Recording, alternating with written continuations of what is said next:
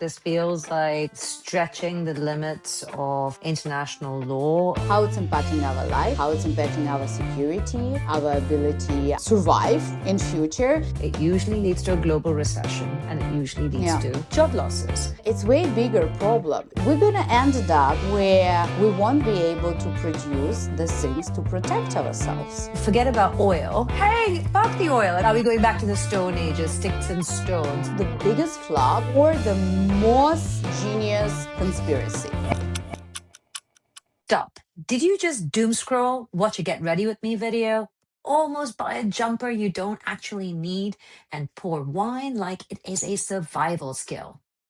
Same. I'm Nina, tech evangelist, investor, serial social entrepreneur, nonprofit founder, and I'm absolutely obsessed with starting and running impact projects. And I'm Maithreyi, storyteller, international journalist, a former TV anchor, media founder, and someone who's mildly obsessed with connecting politics, business, and the chaos all around us.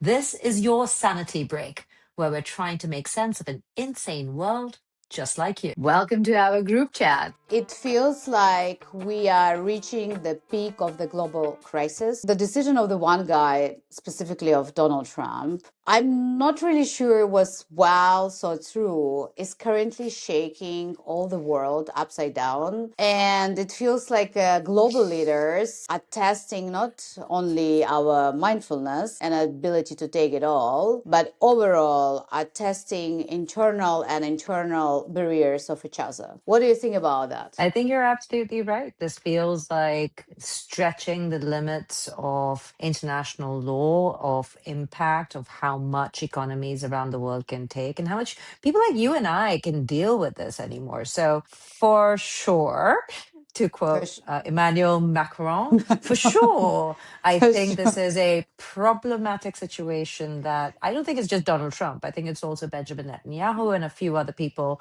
involved have pushed us into. Exactly. And, I really want to go deeper today and discuss how all this Middle East situation, specifically US-Iran war and everything what is happening around that, right? Because it's now impacting like really globally, is impacting us, like people who is not necessarily involved in any army operation, how it's impacting our life, how it's impacting our security, how it's impacting our ability actually survive in future, and how it's impacting us not only today, but how actually this war situation that is now happening in the couple parts of the world will impact us in 2, 3, or 5 years. I think it would be a very interesting discussion, and I think it's a very, very good time to go deeper. And so our listeners could join our chat with you and really share their thoughts, how they feel. Because I honestly, for the last week, I saw that it's either the biggest flop or the most genius conspiracy. You know what I mean? I think you joined my husband's club at that point where you're turning around and saying,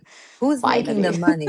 Always. Oh my, I think you two have always been on the same track, but it's actually interesting. We have a saying in financial journalism, always follow the money. And it holds true. So follow the money, see which stocks are doing well, which commodities are doing well. What are you investing in at this point when you kind of look at the world around you? Drop us a message and drop us a comment below to tell us, because I'm curious to see if you're seeing a similar track with equity markets and commodity markets and where you're actually making or losing money. But in all honesty, yeah, I think you're on the money. Exactly. I would like to start with security, right? And I think it covers many different perspectives, including technology. So we all heard from the biggest news, right, and from the biggest platform that the blockage of the channel, right, through where all the ships normally would go is the Strait of Hormuz. Yeah, exactly, was influencing like many different direction, gas, oil, helium, etc. But helium specifically is really struck my attention, right? Because there was a minor definition and discussion about that it is indeed will influence the production of the microchips, and it's indeed could influence, the production of like, I don't know, iPhones, laptops,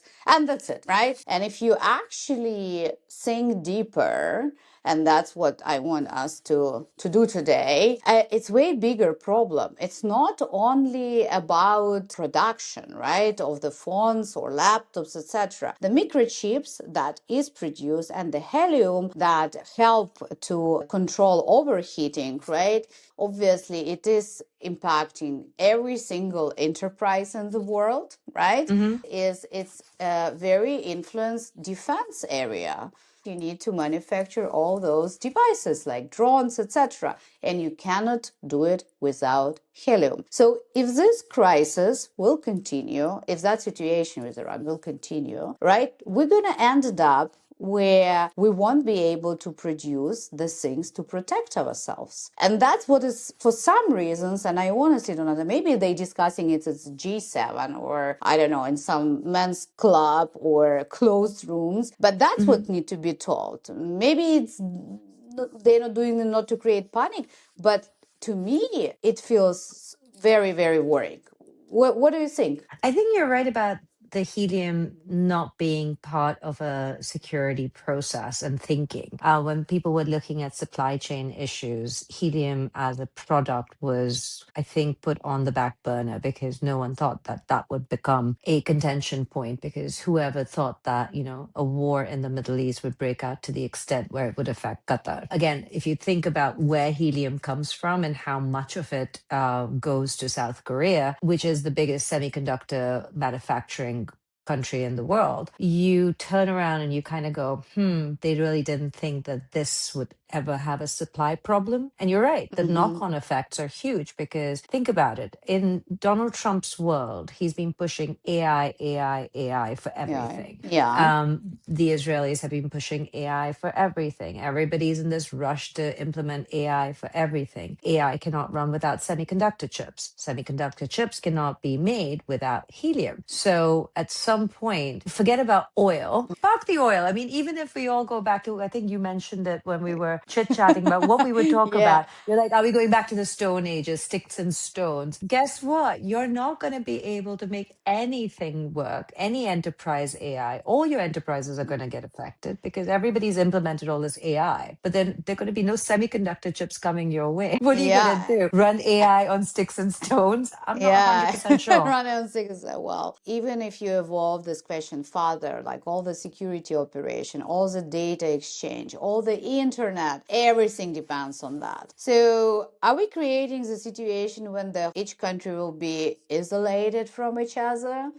And if that's the case, I mean, I'm really interested and curious to hear our listeners what you think about that. And if that's the case, where we ended up, how all this war operation will evolve. Will it evolve? Is it exactly the Third World War? How will it look like? Or it's actually will freeze it. I didn't form yet my opinion. I'm interested to curious what does our listeners think about that, but I'm as well interested curious your opinion, because it might be only smart to create that situation if you're in the situation that you have a huge stock, right? Huge stock of the army ammunition, and then you are all set to protect. But what I heard from the recent analysis, and again, I'm not the army geopolitical reporter, etc., that there are not enough stock anywhere right now in the world. Like, like US, I mean, Ukraine, everyone who is now Israel, everyone who is producing all this army ammunition. The Americans definitively do. Well,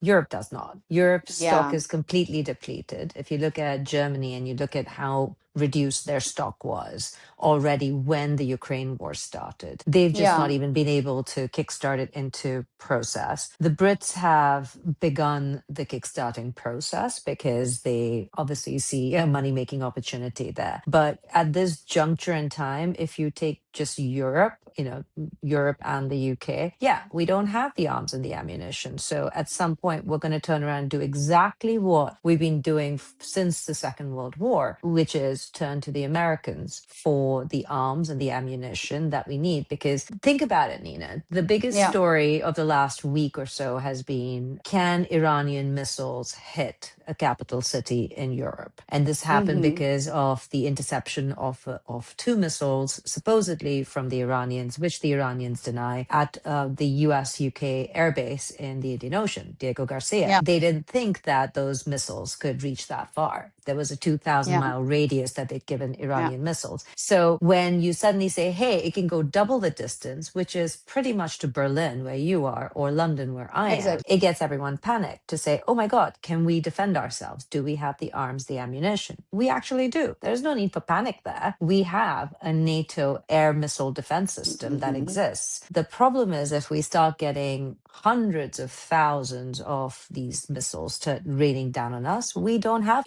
Israel's Iron Dome. Then we're a little bit in trouble. There's a lot of panic, I would say, but the question is, what is this about? Is this about buying more ammunition and arms from the United States? Or is this about, kickstarting our own defense systems, which the European Union wants to do? But, we've been hearing the yammer since Ukraine got invaded. Exactly. So here are two thoughts that I have. So if that's a flop, right? If that's this, or if that's actually a smart conspiracy, probably let's start from this side. If that's a conspiracy, if that's a case to create a shortage or like the need, right? The demand, a temporary demand, right? And then basically to succeed as a main global power, that is US is the one of the main global power. That's where we could end up, as you said, completely smartly, right? Where we could end up, we turn and ask for the help from US because we wouldn't have maybe enough. And what we learned with Ukraine, in the one night, you could get over 100 missiles plus combined with drones, like 300 drones.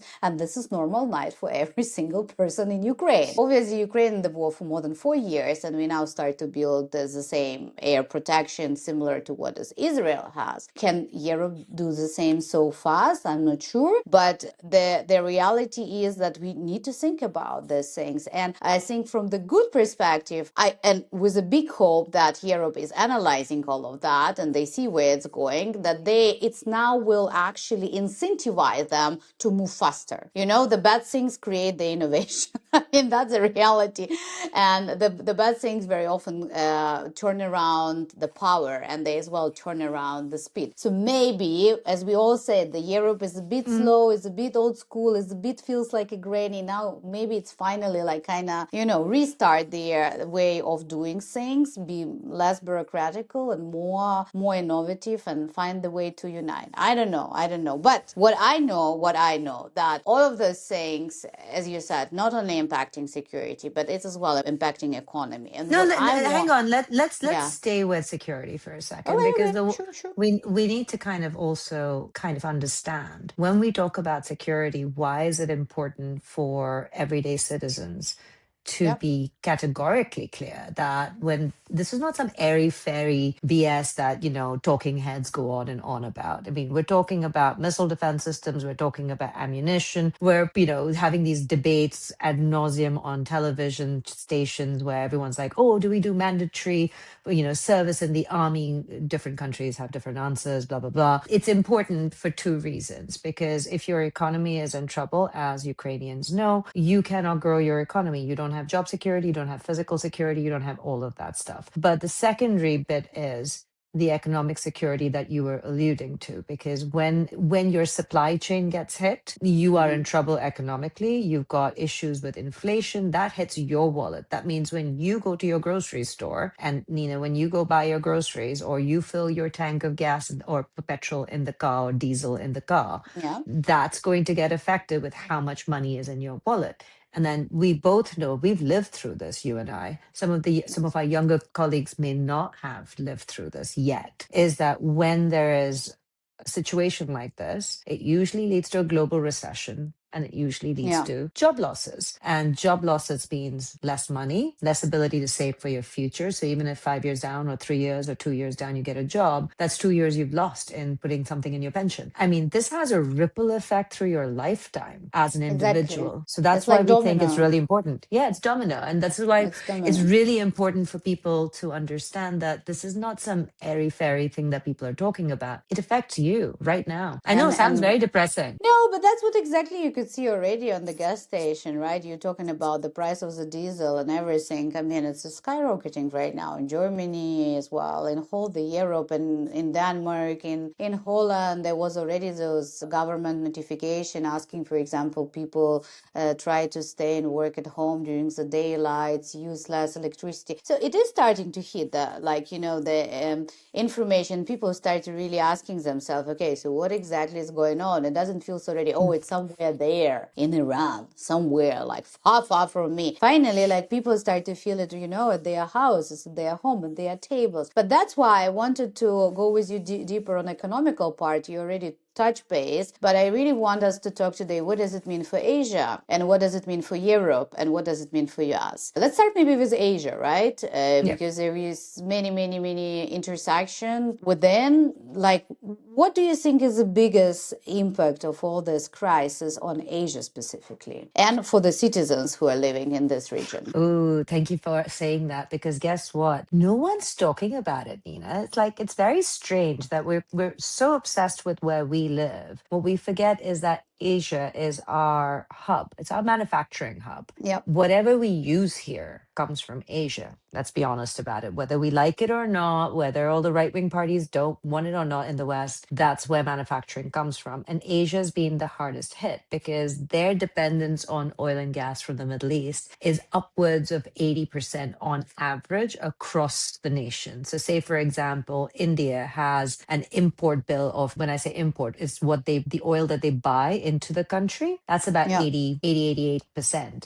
Then 40% of their natural gas, which they use for cooking, like liquefied natural gas or LNG, as people call it. That's about 40% that comes from just Qatar. If you think about all of the countries across Asia, the high dependence of oil, importing oil, means when they look at their inflation numbers, right? So when they calculate inflation, the energy price part of calculating that inflation is much, much higher than in the West, interestingly. Whoa. Yeah. And that means in a country that does a lot of manufacturing, whether it's for your iPhones or whether it is making, I don't know, your tripod for your phone, right, for content creators, all of that requires energy that's coming from the outside. So if your oil and gas prices are going up and you can't import, that basically means everything comes grinding to a halt. I'm not even talking about insurance of shipping yet. So this is the scary bit. I'm heading off to Indonesia in a couple of days, and I'm really interested in seeing how they're managing, because across Southeast Asia, whether you've got the Philippines,